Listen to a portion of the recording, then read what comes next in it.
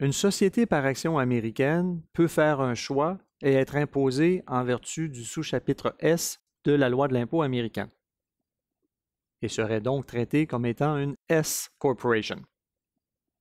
Aux États-Unis, les S Corporations sont très populaires puisqu'elles permettent d'éviter le double niveau d'imposition créé par le manque d'intégration prévu dans la loi américaine. Ainsi, une S Corporation n'est pas imposable, mais ce sont plutôt les actionnaires de la S Corporation qui s'imposent, donc un seul niveau d'imposition s'applique.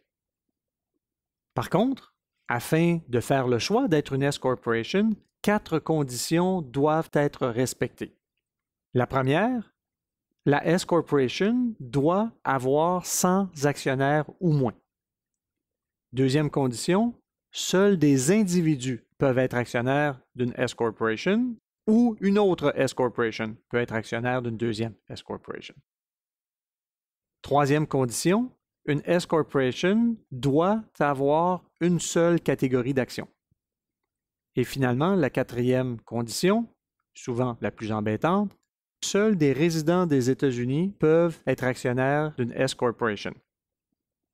Par résident des États-Unis, on entend les règles habituelles, c'est-à-dire un citoyen des États-Unis, un détenteur du statut de résident permanent ou une personne qui respecte le Substantial Presence Test.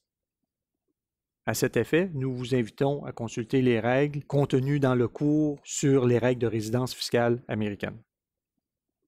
Les actionnaires de la société S Corporation sont imposés sur les revenus de la société, même si les revenus ne sont pas distribués. Par exemple, une S Corporation qui génère 1 million de dollars de profit et qui aurait un seul actionnaire.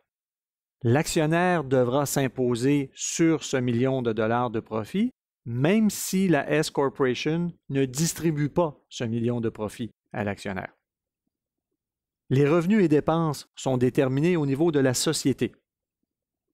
Afin de déterminer le revenu imposable de la S Corporation, la loi de l'impôt américaine s'appliquera à la société et non à ses actionnaires. Les actionnaires ne feront que s'imposer sur le résultat net de la S Corporation.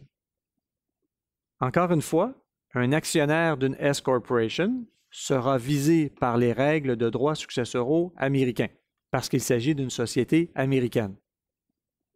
Il est possible qu'un actionnaire d'une S Corporation soit un résident fiscal des États-Unis aux fins de la loi de l'impôt sur le revenu, mais ne soit pas un résident fiscal des États-Unis aux fins des règles de droits successoraux.